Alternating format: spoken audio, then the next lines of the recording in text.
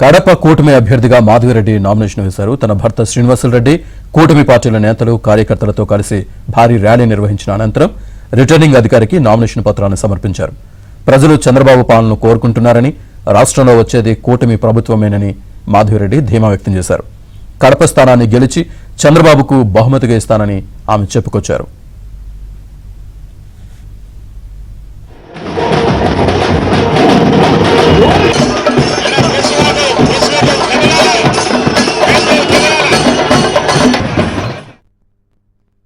కడప నియోజకవర్గంలో గత 8 నెలల నుంచి నేను తిరిగి ఇక్కడ సమస్యలు తెలుసుకోవడం జరిగింది.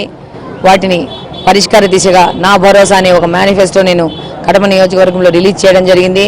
ఈరోజు ఈ విశేష ప్రజావాహిని చూసి ఆ బాధ్యత ఇంకా 10 రెట్లు పెరిగినట్టు అనిపిస్తోంది.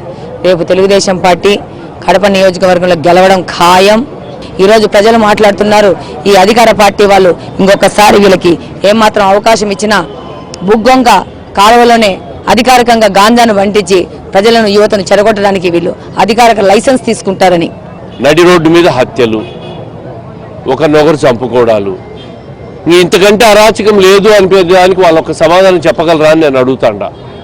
నడి రోడ్డు మీద భూ పంపకాల్లో భాగస్వామ్య తేడాలు వచ్చి నడి రోడ్డు మీద చంపుకున్న మాట వాస్తవం కాదా?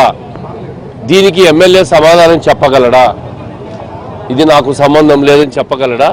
మరి ఆయన ఎమ్మెల్యేగా ఉన్నప్పుడే కదా జరిగింది, ఇది ఈ అరాచకం జరిగింది ఆయన ఉన్నప్పుడే కదా, బాధ్యత ఆయనదే కదా.